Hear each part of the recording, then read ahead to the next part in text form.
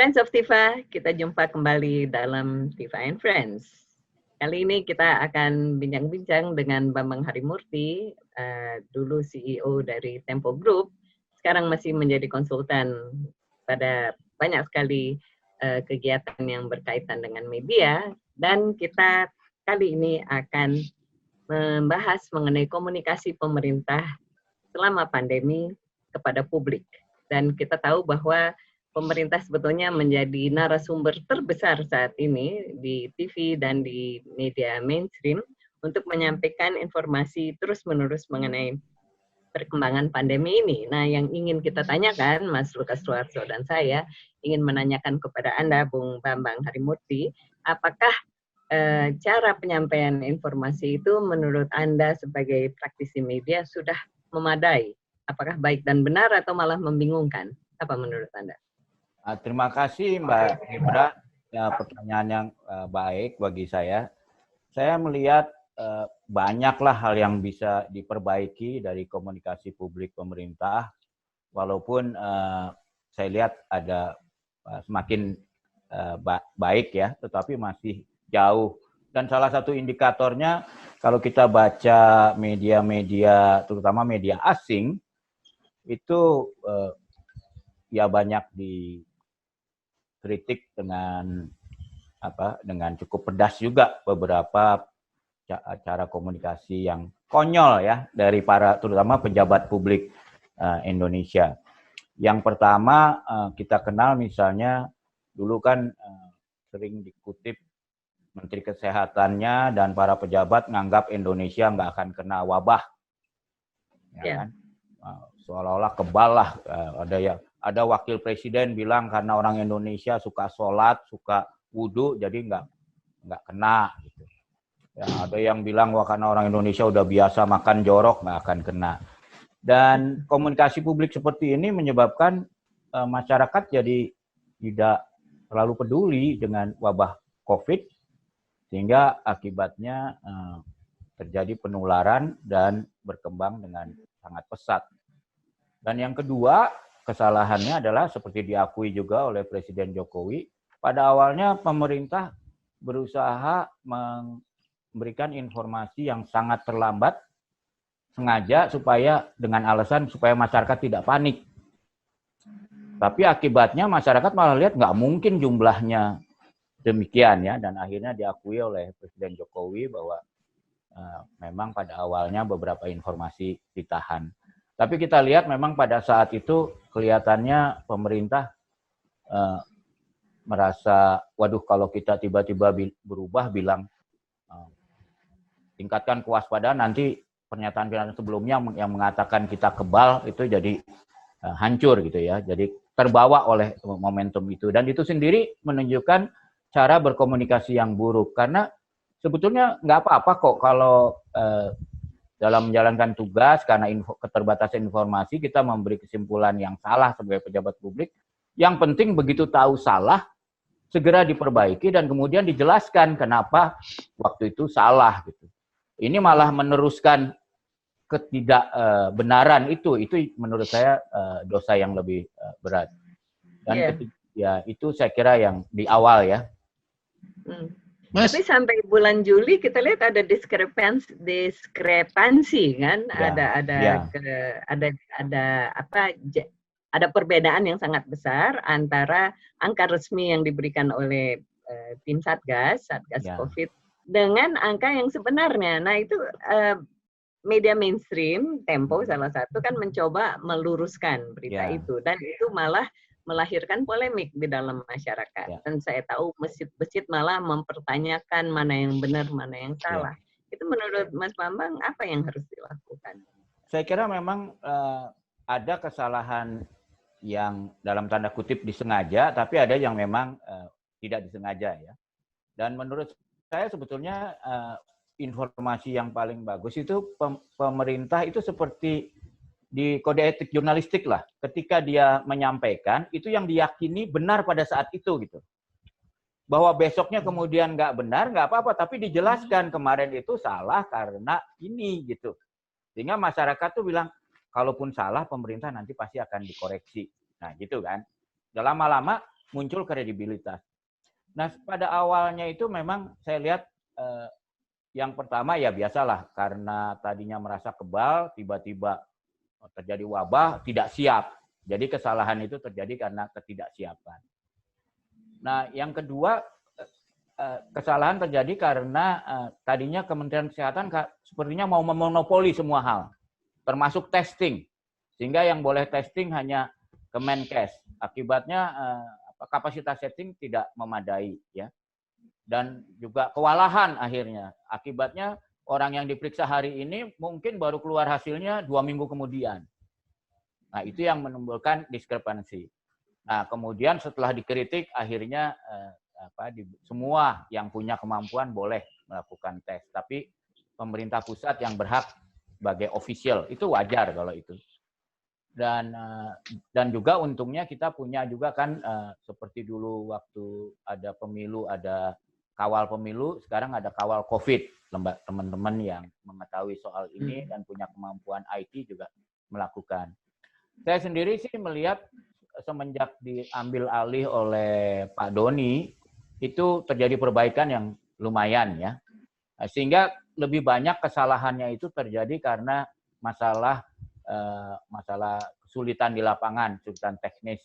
Terutama misalnya testing yang dilakukan di luar Jakarta kan awalnya harus dikirim ke Jakarta, ke lab-nya. Gitu. Nah, dan juga orang-orang ngetes belum jago, ya, karena melakukan tes usap itu kan harus masuk ke hidung, kalau kurang dalam juga nggak jadi. Nah, dan kemudian akhirnya baru kita tahu bahwa kapasitas tesnya rendah sekali.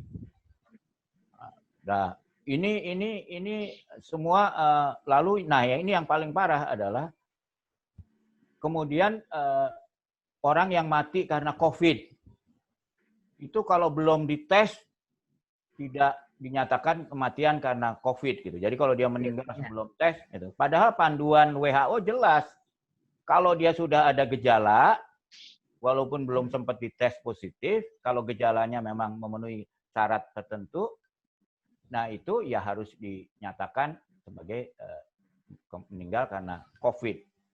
Dan itu kita lihat akhirnya ada gap yang tadi disebutkan, ada perbedaan antara misalnya kok orang yang diumumkan mati karena COVID di DKI dengan jumlah orang yang dimakamkan di makam DKI dengan protokol COVID beda jauh.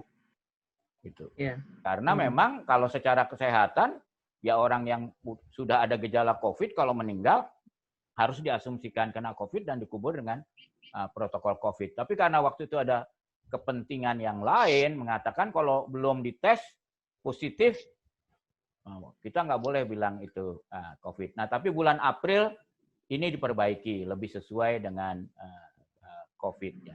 Jadi saya lihat tetapi di luar itu masih ada yang ngaco-ngaco. Ada menteri yang mengatakan kalung COVID. Itu kan menurut saya kalau itu datang dari pengusaha biasa itu oke lah. Tapi kalau pejabat publik, apalagi seorang menteri, ya. Atau dari dukun kampung sebelah. Ya, saya masih bisa mengerti kalau ada siapa Anji itu yang wawancara orang yang katanya COVID. Mengaku-ngaku. Ya, mengaku. Nah, itu ada reaksinya cukup dari reaksi media sosial lagi dan juga itu akhirnya minta maaf. Tapi menurut saya kalau levelnya pejabat publik ya harusnya berhati-hatilah. Ya, Mas Bambang, saya juga sebagai orang media juga nih, saya mengamati memang sepertinya tidak ada ya satu manajemen komunikasi yang bulletproof gitu loh, yang bagus gitu. Misalnya ginilah, pergantian juru bicara yang nggak tahu kenapa, misalnya semula Ahmad Yuryanto ya, dia mula-mula Menteri Kesehatan mula-mula. Nah, oke lah, dia sebentar aja. Ahmad Yuryanto itu sebagai juri bicara itu terlalu terlalu kalem gitu. Artinya tidak menimbulkan orang minat mendengarkan. Nah, yang kemudian sempat ramai tapi cuma 15 minutes of fame, ngetop 15 menit adalah Dr. Reza Broto itu. Begitu dia ditunjuk, nggak tahu posisi resminya apa, orang mengasumsikan dia jadi juru bicara. Kemudian dia begitu terkenal di WAG semuanya, tapi hanya beberapa hari ya, seminggu. Kemudian nah poinnya adalah sebenarnya apa sih? Kan komunikasi itu adalah konten kan Ya, sebenarnya. betul. Kalau mau kemasan, misalnya kemasan kecantikan seperti Dr. Reza Broto itu malah mengganggu kan, orang jadi nggak memperhatikan konten, tapi malah melihat Ya. kemasannya siapa yang bicara. Nah, kelemahan utama dari setelah 4 bulan atau hampir 5 bulan ini pandemi apa sebenarnya, Mas? Sistem apa yang paling jelas? Kalau saya sih sebetulnya kalau itu masalah yang mengganggu ya, tapi menurut saya nggak substantif lah, ganti orang cantik, jelek, apa segala ya. Saya yang lebih terganggu itu kalau Anda perhatiin sekarang iklan-iklan promosi Presiden Jokowi tentang COVID. Itu yang ditekankan adalah, jadi yang kita harus, jangan cemas, yang kita harus takuti adalah ketakutan, kecemasan kita sendiri ya. Jadi seolah-olah pesan itu diberikan bahwa orang Indonesia tuh terlalu cemas, jadi perlu seorang presiden mengatakan nggak perlu cemas. Padahal kalau kita lihat di lapangan, orang-orang Indonesia tuh kurang cemas. Dia nggak pakai masker, ya, nggak menjalankan protokol.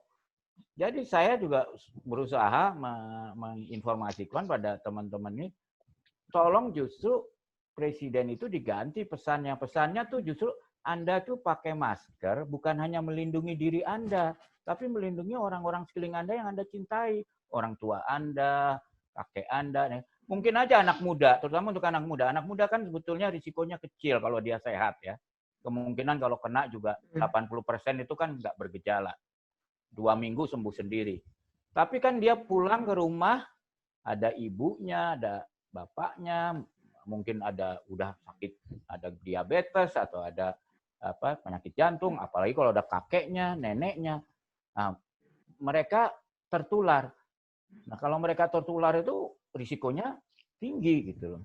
Apalagi kan orang yang umur segitu mungkin bergaulnya sama yang umur-umur segitu lagi. Waduh, terjadilah klaster. Sehingga orang malah kurang cemas, datang beribadah rame-rame, merasa karena nggak usah cemas, kita dilindungi Tuhan. Akhirnya rumah ibadah menjadi tempat klaster penularan yang besar. Nah, ini yang menurut saya perlu dievaluasi. Mungkin awalnya ada indikasi misalnya, wah masyarakat harus dibikin nggak cemas.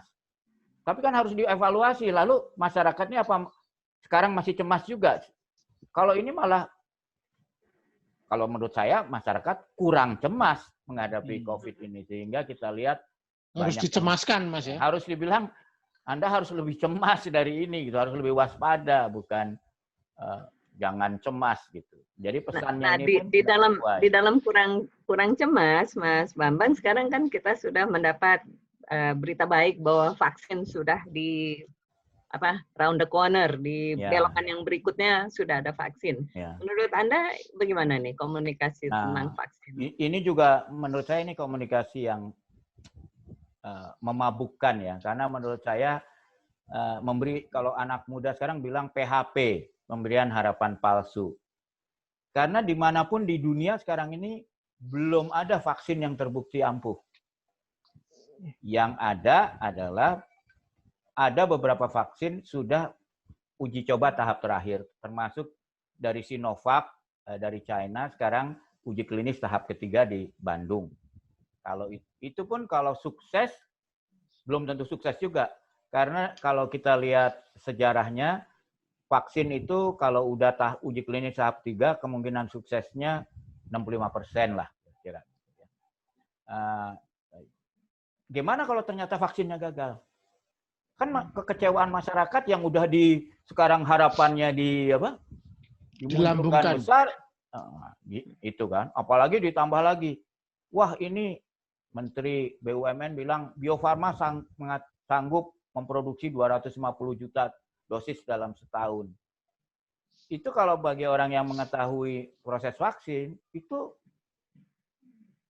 membohongi diri sendiri gitu loh. Karena 250 juta itu adalah kemampuan Bio Farma, itu pun kapasitas 100%. Kalau ada vaksin udah terbukti ampuh, dikirim ke Bio Farma dalam bentuk bulk, lalu oleh Bio Farma dimasukin dosis-dosis kecil, distribusikan, itu kemampuannya. Tapi ini vaksinnya aja belum ada yang teruji. Gimana kalau ternyata gagal nanti? Terus bandingin yang di Indonesia kita pilih Sinovac itu gagal, tapi di Brazil yang dia pakai AstraZeneca ternyata itu berhasil. Sehingga orang di Brazil udah divaksin, kita nggak kebagian vaksinnya. Nah, itu ya. Ini belum lagi kalau misalnya berhasil. Kalau berhasil vaksin pasti paling cepat akhir tahun ini, itu pun kalau udah super lucky, jumlahnya pasti masih sedikit. Siapa yang divaksin duluan? Ini kan harus mulai dikomunikasikan gitu. Yeah. Nah, misalnya kami di media sustainability udah mulai mengidentifikasi. Kalau di kalangan wartawan, tiap kantor kasih bikin list nama reporter di lapangan yang didahulukan gitu. Karena nggak mungkin semuanya divaksin. Ya, dalam wawancara Tiva and Friends dengan salah satu saintis Mbak Hera Supolo, beliau menyebut bahwa satu vaksin itu bisa diaplikasikan ke masyarakat itu paling cepat, itu pun dengan luar biasa cepat 1,5 tahun, bahkan normalnya 2 tahun. Jadi kalau vaksin katakanlah mulai diproses di laboratorium sejak Maret, jadi paling cepat itu berarti akhir tahun depan. Iya. Paling cepat pertengahan tahun depan ya. Nah, artinya sebenarnya soal vaksin ini banyak simpang siur ya. Terutama misalnya terakhir nih, ya mungkin perlu dikomentari adalah berbaur dengan gosip atau hoax politik bahwa Cina karena kekurangan manusia yang bisa diuji coba, maka sekarang itu diuji cobakan di Indonesia. Nah, itu gimana itu? Kenapa ada rumor seperti ya itu sebenarnya hoax. Nah, itu juga yang perlu dikomunikasikan kepada masyarakat bahwa menurut aturan Indonesia semua vaksin tidak boleh diedarkan di Indonesia dipakai kalau belum ada uji klinis, paling nggak uji klinis tahap 3 di Indonesia. Ya, itu ketentuan yang umum berlaku. Dan kedua, memang seperti hoax atau propaganda yang ampuh, memang ada kebenarannya. Karena keberhasilan Cina menangani masalah wabah, dia memang ada kesulitan untuk mencari orang untuk mencoba vaksinnya. Ya kan, karena orang-orangnya wabahnya udah hampir nggak ada gitu loh. Jadi gimana kan menguji vaksin harus di tempat yang ada wabah. Ini yang dimanfaatkan oleh Brazil. Sebetulnya Korea juga membuat vaksin, tapi dia juga nggak punya tempat untuk uji klinis yang memadai. Dimanfaatkan juga oleh Brazil. Sehingga Brazil bilang, udah kamu uji klinis di sini saya sediain, tapi kamu jual vaksinnya $2.30. 100 juta dosis pertama saya sediain. Nah, itu pintar Brazil melakukan nego seperti itu. Ya, yang ini kita yang Sinovac di Indonesia itu harganya aja dijanjikan bahan bakunya aja $5-10 per dosis. Jadi kemampuan pejabat kita memanfaatkan kelebihan kita untuk kebajikan masyarakat itu juga rendah. Mungkin pengetahuan mereka soal ini juga tidak terlalu menguasai ya. Jadi Anda bisa bayangkan nanti begitu ada vaksin, kan akan timbul pertanyaan, kenapa di Brazil harganya cuma $2.30, kenapa di Indonesia $10? Nah, pasti tuduhannya nanti macam-macam kan.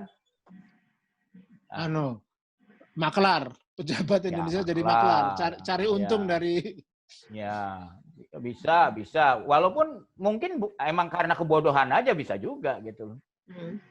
Tapi jadi yang kita bahas ini masih dalam ranah komunikasi kan, bahwa tidak dikomunikasikan dengan baik dan benar dan tidak ada planning sebelumnya, begitu kan? Ya, jadi saya lihat begini. Jadi komunikasinya tuh kelihatannya presiden ingin ini. Terus diterjemahkan semua komunikasinya harus mengarah ke sana gitu loh. Ya, dan kelihatannya nggak ada yang asal Bapak senang. Kelihatannya nggak ada yang berani bilang ke presiden seperti Bu Hera gitu. Nggak mungkin, Pak. Bulan Agustus gitu. Ditembak pun nggak akan, itu prosesnya nggak mungkin dilakukan begitu loh. Nah, ini kan akibatnya akhirnya naik lagi ke atas, makin merasa benar, jadi kena echo chamber kan, atau filter bubble. Jadi akhirnya komunikasi yang keliru itu malah makin kuat dan makin menyesatkan. Jadi anjuran Anda, saran Anda adalah si komunikasi suruh kita semua agak lebih cemas, tingkat kecemasan kita hendaknya diakselerasi sedikit, dan yang kedua kita jangan terlalu percaya kepada vaksin yang sudah ada di ujung lorong itu ya, karena lorongnya masih panjang. Kalaupun ada, kebanyakan kita paling cepat dapatnya akhir tahun depan lah. Yang ketiga, Presiden jangan terlalu beriklan. Presiden nggak perlu ikut kampanye. Maksud saya sih setuju aja Presiden kampanye, tapi kampanye yang sesuai dengan kebutuhan lapangan gitu loh. Jangan yang sesuai dengan keinginan dia gitu. Ya kan? Sebab dalam mengatasi wabah ini kita harus jujur. Karena wabah itu nggak bisa dinyatakan dengan kepres. Kamu selesai gitu, nggak bisa. Oke, kalau untuk perbaikan penataan manajemen komunikasinya bagaimana? Sebagai orang media nih, sebagai konsultan media, urut-urutannya gimana?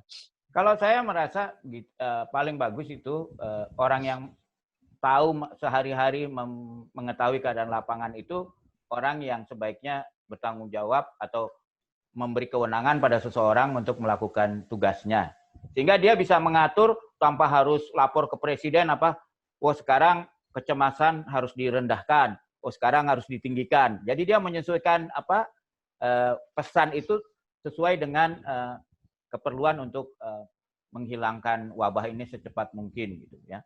Dan dan dia juga harus berani membuat ini tidak jadi masalah politik. Sekarang kan lucu ini. Jadi soal wabah itu jadi masalah politik. Orang yang nggak suka dengan Anies akan senang setiap kali DKI juara. Yang pro Anies akan menungkapkan setiap kali Jawa Timur jadi juara. Penularan kan bukan itu masalah utamanya. Kita ingin kalau bisa ya segera menurun ya. Dan kita sebetulnya ingin kan lebih elok kan, misalnya Presiden bilang kalau Anda mau berbuat baik, kalau keluar selain pakai masker, bawa masker ekstra. Kalau Anda lihat ada orang nggak pakai masker, Anda beramal kalau Anda serahkan, mohon pakai masker ini Mas. Itu kan menolong kita semua gitu loh. Karena ini masker ini ya, kalau 70% aja orang kita yang ada di tempat umum pakai masker, itu pasti dampaknya luar biasa pada penanganan wabah ini. Ya udah, itu adalah salah satu poin komunikasi yang terbaik dari konversasi kita. Iya.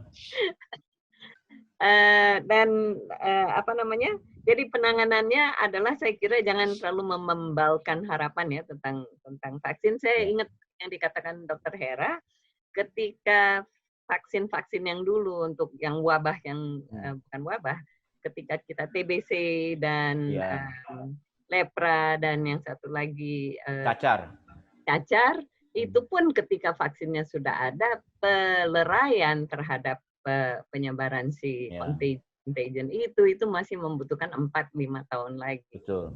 Jadi sebetulnya memang harapan itu harus optimisme harus diredupkan sedikit ya, Bung Bambang. Ya, artinya optimisnya lebih realistis lah supaya orang menyesuaikan diri kan. Jadi kan bayangin, saya tadi baru ngomong sama salah satu teman-teman saya, CEO beberapa perusahaan. Dia karena berdasarkan info pemerintah, dia membuat perancangan bahwa nanti bulan Juni udah selesai wabah itu. Ini kan suatu kesia-siaan gitu loh, dan pemborosan yang luar biasa. Kalau dari awal dia diberitahu informasi yang sebenarnya, wah ini pasti cukup lama gitu, dan kenapa gitu.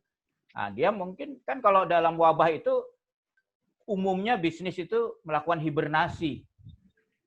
Udah kita kalau beruang itu kan musim winter, ya udah kita tidur dulu, hemat energi supaya nanti ketika winternya berlalu kita bisa bangun lagi dan melanjutkan gitu. Sayangnya media bukan tipe beruang yang bisa hibernasi, karena justru masa wabah ini dia harus tambah giat gitu ya.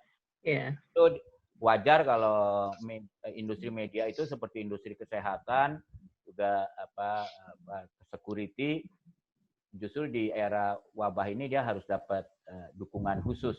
Sedangkan industri yang lain yang bisa hibernasi, bagaimana mereka bisa hibernasi tanpa mengurangi masalah kemampuan mereka, sehingga begitu wabah berlalu mereka bisa up dan bisa lari lagi dengan cepat untuk mengejar ketertinggalan. Oke, baiklah Bung Bambang Harimurti, terima kasih banyak atas waktunya. Saya kira percakapan hari ini sangat menarik. Kita akan jumpa lagi di dalam acara percakapan yang lain. Friends of Tifa, demikianlah diskusi kita kali ini dalam Tifa and Friends di channel Yayasan Tifa. Kita jumpa lain kesempatan. Terima kasih.